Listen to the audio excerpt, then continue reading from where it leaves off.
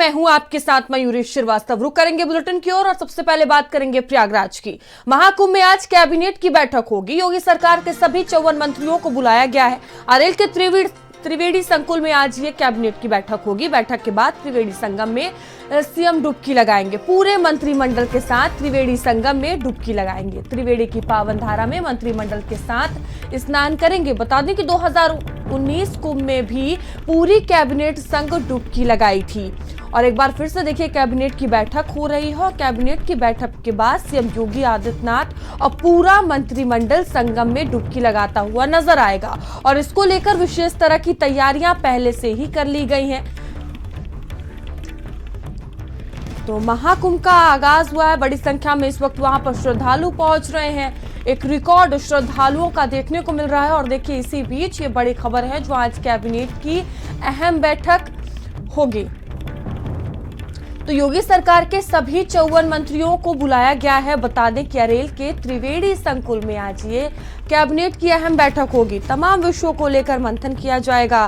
बैठक के बाद त्रिवेणी संगम में डुबकी लगाएंगे सीएम। पूरी मंत्रिमंडल के साथ त्रिवेणी संगम में डुबकी लगाएंगे। त्रिवेणी की पावन धारा में मंत्रिमंडल के साथ स्नान करेंगे। देखिए 2019 में भी कुंभ का आयोजन हुआ था और इस दौरान पूरी कैबिनेट जो है वो डुबकी लगाती हुई नजर आई थी संगम में। और एक बार फिर से महाकुंभ में पूरा मंत्रिमंडल जो है वो डुबकी लगाएगा। और प्रयागराज से जितेंद्र हमारे साथ जुड़ चुके हैं और लखनऊ से सिमाब हमारे साथ जुड़ चुके हैं। सबसे पहले सिमाब मैं आपके पास आऊंगी। देखिए महाकुंभ का आगाज हो चुका है और आज कैबिनेट की अहम बैठक प्रयागराज में हो रही है। क्या कुछ यहाँ से संदेश देने की कोशिश होगी इस कैबिनेट बैठक के जरिए? देखिए महाकुंभ है, 144 साल बाद महाकुंभ का आयोजन हो रहा है। 12 वर्षों बाद महाकुंभ होता है, लेकिन ये 12-12 करके ये 12 वर्ष जो हुए हैं तो 144 साल हो गए। शायद हम सब के जीवन का ये पहला और आखिरी कुंभ है जो 144 साल जो है बाद जो है वो पड़ रहा है।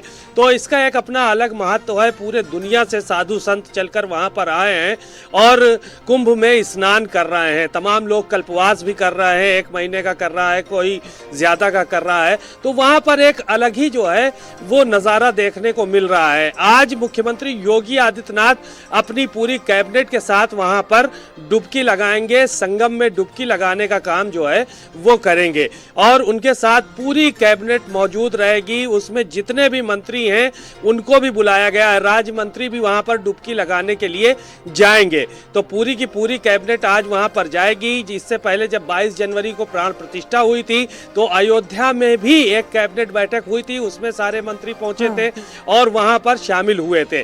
आज जो है वो प्रयागराज में कैबिनेट बैठक होने जा रही है। यहाँ पर मुख्यमंत्री योगी आदित्यनाथ कई एक प्रस्ताव हैं, 1 दर्जन से ज्यादा प्रस्ताव हैं जिस पर मोहर लगाएंगे। और सबसे महत्वपूर्ण जो प्रस्ताव है वो ये है कि बनारस से लेकर प्रयागराज तक एक जो है वो धार्मिक आयोजन करने के लिए या ये कहा जाए धार्मिक सेक्टर के रूप में एक नई चीजें बनाई जाएंगी। उसको लेकर आज वहां पर एक प्रस्ताव रखा जाना है।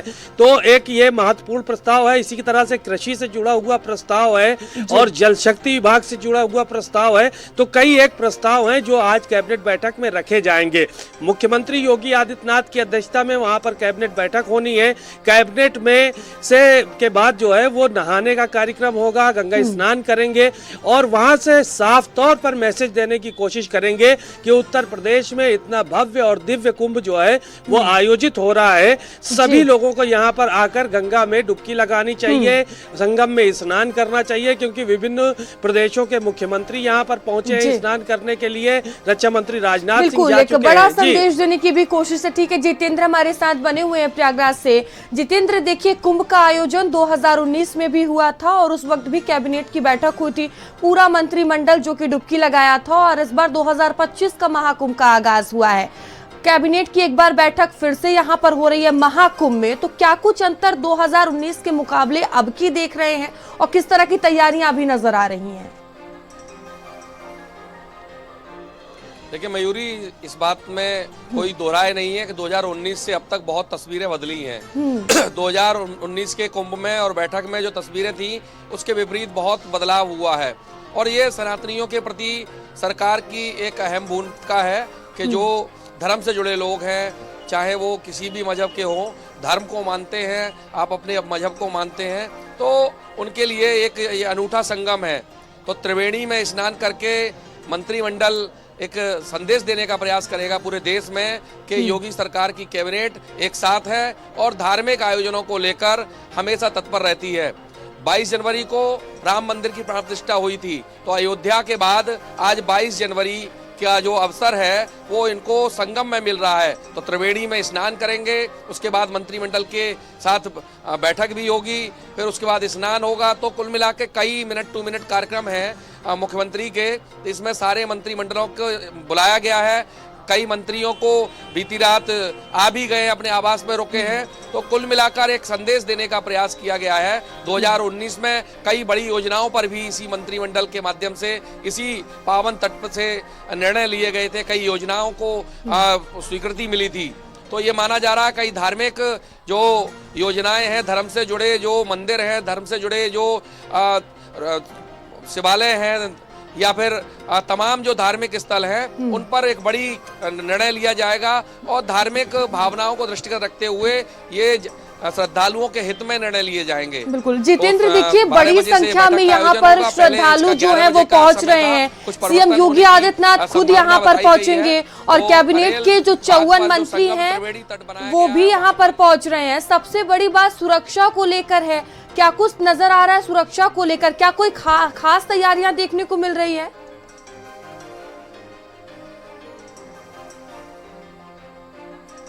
जो इलाका है, जो वीआईपी मार्ग है, वहां पर विशेष रूप से जो श्रद्धालुओं को दिक्कत ना हो, इसके लिए रूट डाइवर्ट कर दिया गया है। वो संगम तक जाएंगे लेकिन दूसरे मार्ग से। और जो वीआईपी मूवमेंट है वहाँ की बात की जाए तो वहाँ पर चप्पे चप्पे पर त्रिस्तरीय निगरानी की जा रही है।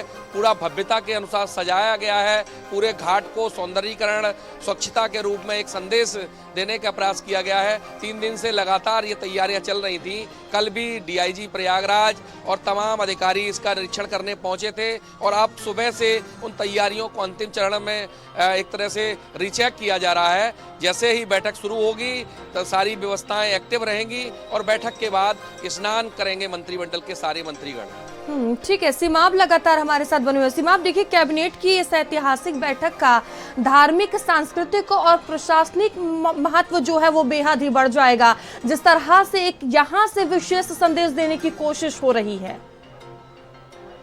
कि कुंभ जो है वो बहुत वर्षों बाद आता है, 12 वर्षों बाद आया है। महाकुंभ चल रहा है। 19 में जब अर्ध कुंभ हुआ था तो उस वक्त भी कैबिनेट की बैठक वहां पर हुई थी और मुख्यमंत्री योगी आदित्यनाथ की अध्यक्षता में ही बैठक वहां पर हुई थी।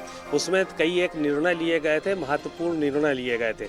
लेकिन कैबिनेट तो कहीं भी हो सकती है। लखनऊ में हर हफ्ते होती कैबिनेट बैठक, लेकिन कैबिनेट का स्नान करना वहां पर वो ज्यादा महत्वपूर्ण है। फैसले तो कहीं से भी ले सकती है मंत्रिमंडल के लोग, लेकिन जो स्नान होगा पूरी कैबिनेट के साथ मुख्यमंत्री योगी आदित्यनाथ का, वो कहीं ना कहीं दूर तक संदेश देने का काम करने वाला है। क्योंकि अलग अलग प्रदेशों से, अलग अलग स्थानों से जो बड़े बड़े लोग हैं, मुख्यमंत्री हैं और तमाम कैबिनेट के मंत्री हैं, केंद्रीय मंत्री हैं, वो सब स्नान करने के लिए यहाँ पर आ रहे हैं। तो इसके माध्यम से भी एक संदेश देने की कोशिश की जा रही है कि सभी लोग कुंभ में शिरकत करने के लिए आए, कुंभ में स्नान करने के लिए आए और यहाँ पर आने के बाद जो है वो देखें कि कितनी अच्छी व्यवस्था है, कुंभ किस तरह से चल रहा है और कुंभ में क्या क्या चीज़ें हो रही हैं। तो कुंभ के जरिए जो सनातन संस्कृति है उसका एक पैगाम, एक संदेश देने की कोशिश जो है वो मुख्यमंत्री योगी आदित्यनाथ की तरफ से आज की जाएगी और गंगा में स्नान करने के बाद इस तरह की प्रयास किया जाएगा। अभी सादे दिनों में जो है वो इसलिए मुख्यमंत्री योगी आदित्यनाथ पहुंचे हैं क्योंकि कुंभ चल रहा है, ताकि जब भीड़ भाड़ हो तो वहाँ किसी को कोई डिस्टरबेंस ना हो। क्योंकि तमाम ऐसी तिथियां हैं, जैसे मकर संक्रांति रही, मौनी अमावस्या रही, इसके अलावा और तिथियां रही हैं। अगर इन तिथियों में स्नान करने का मन बनाया जाता तो जाहिर है कि लोगों को डिस्टरबेंस पैदा होता, क्योंकि वीआईपी वहाँ पर पहुँचते हैं तो लोगों को दिक्कत होती है। तो आज एक बड़ा संदेश है कुल मिलाकर योगी आदित्यनाथ की तरफ से और वो पूरे देश को जाने वाला है। जितेंद्र, ये मंत्रिमंडल और सीएम योगी आदित्यनाथ कितने बजे वहां पर पहुंचेंगे, इसको लेकर क्या जानकारी और कितने बजे संगम में डुबकी लगाते हुए नजर आएगा पूरा मंत्रिमंडल? देखिए मयूरी, ये पहले से पूर्व तय था कार्यक्रम।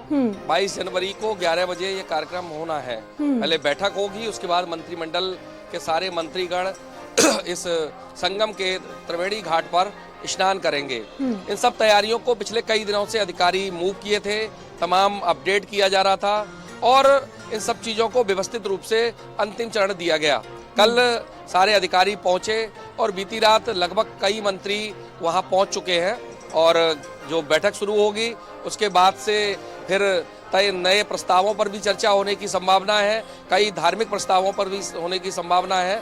तो कुल मिलाकर 2019 में जो मंत्रिमंडल की एक बैठक इसी कुंभ में हुई थी, लेकिन चूंकि इस बार महाकुंभ है तो एक संदेश ये भी जाए कि पूरे देशवासियों को, पूरे विश्ववासियों को, कि जो यूपी की कैबिनेट है, योगी का मंत्रिमंडल है, वो केवल विधानसभा ही नहीं, वो अपनी विधानसभा कहीं भी धार्मिक स्थल पर लगाकर ये संदेश देने का प्रयास करते हैं कि धर्म से जुड़े लोग, धर्म से जुड़े उनके मंत्री, धर्म से जुड़े योगी आदित्यनाथ के संगम तट पर एक धार्मिक स्थल होने के नाते इस बात को भी स्वीकार करते हैं कि मंत्रिमंडल में जो निर्णय लिए जाएंगे, धर्म नगरी में निर्णय लिए जाएंगे, वो जनता के हित में होंगे, श्रद्धालुओं के हित में होंगे। जी ठीक है, फिलहाल आप दोनों का बहुत धन्यवाद हमारे साथ जुड़ने के लिए। तो देखिए, एक बड़ा संदेश देने की कोशिश तो योगी सरकार है और इसको लेकर विशेष जो तैयारियां हैं वो देखने को मिल रही है। आज कैबिनेट की बैठक यहाँ पर होगी और पूरा मंत्रिमंडल सीएम योगी आदित्यनाथ खुद संगम में डुबकी लगाते हुए नजर आएंगे। वहीं गोरखपुर दौरे पर